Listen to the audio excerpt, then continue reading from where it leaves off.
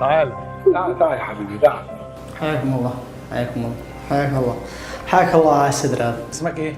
اسمي اسمي محمد الوادعي من اليمن. عمري 33 سنة. أعمل طالب في الدراسة وفصيلة تمي زايد 5 ومن مواليد صنعاء.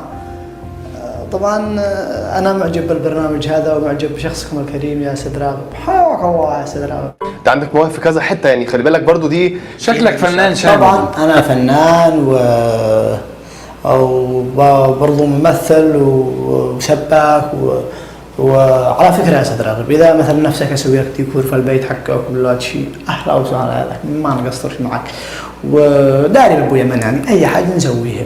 وبصراحة أنا معجب بلجنة التحكيم. حياك الله يا أستاذ راغب. حياك الله. وكمان الأخت هذه اسمها أحلام. حياك الله يا أخت أحلام. وأنت ايش اسمك؟ والله ما أنا داري باسمك لكن حياك الله. وليه حبيت تغني؟ يعني يا أخي بصراحة أنا أتوقع فنان مكشوف. سامع الفنانة اسمها هذا غريسة والفنانة رنسي عرجم، يعني بصراحة أخي أنا أحب الفن ويعني أموت في الفن. أموت في الفن. أموت في الفن. يلا شو بدك تسمعنا؟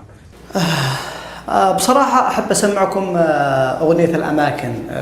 طبعا أغنية الأماكن من كلماتي ومن ألحاني، وبصراحة أنا هديتها للفنان محمد عبده، وكان لي الشرف أن الفنان محمد عبده غنى هذه الأغنية. وكما تعلمون الشهرة التي حازت عليها هذه الأغنية. وبصراحة يعني يا أخي ليش تقولوا لي أنتم ليش ما غنيت أنا؟ يعني أنا أقول لكم ليش. لأن الفنان محمد عبده يا أخي إنسان ذو إحساس يا أخي القصبة هنا عنده حشربة، يعني فلما يغني الغنية وعندها الحشربة هذه تعطيه جو ذو شجون وآهات. فطبعا كما تعلمون أن لكل شيء أصل، أنا أصل الغنية هذا، وأرجو منكم أن تسمعوا الغنية من المصدر. اسمعوا الغنية وإن شاء الله تعجبكم. وطبعا هذا سر ما حد يعرفه. طيب نبدأ. إلى أماكن كلها مشتاق لك، وإلى عيون اللي نرسم فيها خيالك، وإلى حنين اللي بسرب صوبي وجالك، ما مسانا حبيبي إلى أنا. تكفون يا جماعة، تكفون رجاء، قولوا له يبطل يغني لأن بعد دقيقتين بقيت نفسي بني. الله الله الله علي.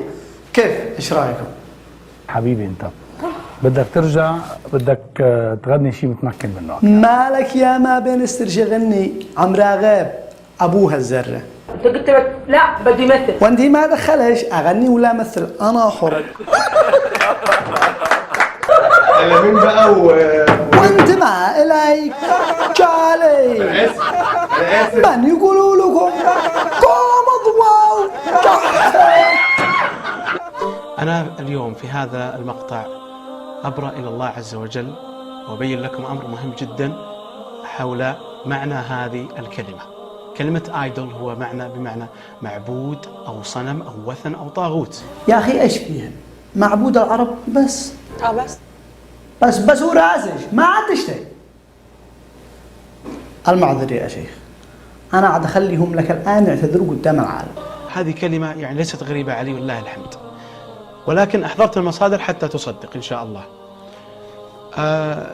ناخذ أول كتاب وهو كتاب ويبسترز. هذا الكتاب يرجع إليه الأمريكان وليس خاص في تعلم اللغة الإنجليزية، إنما هو يرجع إليه الأمريكان.